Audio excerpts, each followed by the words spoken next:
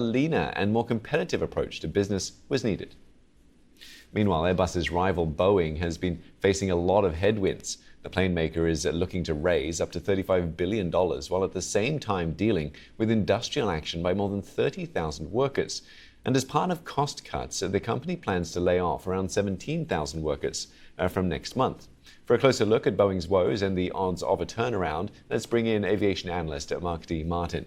Mark, great to be able to speak to you about this. So let's start with the mess that Boeing is in. How deep a hole is it, and what's the main thing to understand about it? Great to be here, Steve. Thanks for having me. Boeing's mess is pretty much, it looks like it's end of the rope for Boeing, because the biggest support that you could ever have is your people. And when you needed your people the most, 17,000 of them, you're now thinking of getting rid of them. And the reason for that is, not working out rework contracts, which is insane.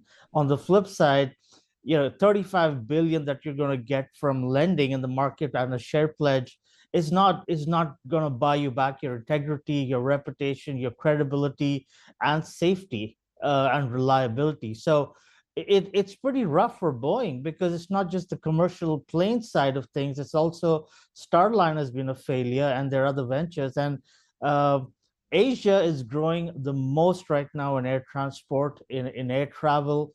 It's a major comeback post-COVID. We're now crossed post-COVID levels. And just when you needed a strong Boeing, we're in a spot where we're moving to a monopolistic Airbus-driven market. And this is not good in the long term. Yeah, the travel industry is booming, which we'll be talking about later with our next guest coming up. I want to talk to you about the workers at Boeing, though, at the moment, and help us make sense of the fact that 30,000 workers are striking over better pay, and at the same time, Boeing is talking about letting go of 17,000. Oh yeah, and and these are second or third generation workers, Steve. They've seen Boeing in the 70s and 80s. And it's not just the pay that they're talking about. The reason why they're not coming on the table is they want better work quality standards, they want better safety standards, and they want greater accountability with Boeing. Because they've said very clearly the contract has got to have accountability. And Boeing is not willing to commit.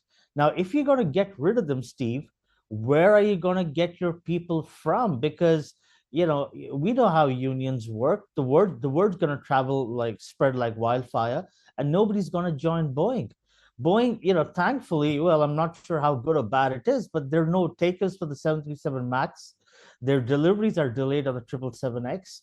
They really don't have a value proposition on the market, except for the much hyped about 797, which is going to come out in about 24 months from now. So I mean, it sounds almost as if Boeing is on the verge of closure. And it's going to be extremely unfortunate, because as much as we talk about this and highlight the risks, we need a revival at Boeing, because the market cannot be driven by Airbus. We can't have a monopoly in air transport.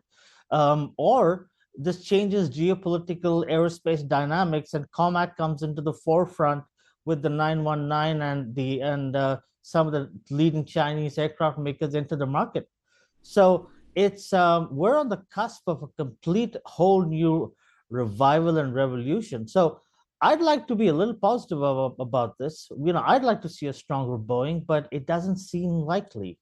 Mark, we'll leave it there. Thanks very much. You paint a rather bleak picture of the fortunes of Boeing. Mark D. Martin, their aviation analyst. Now, in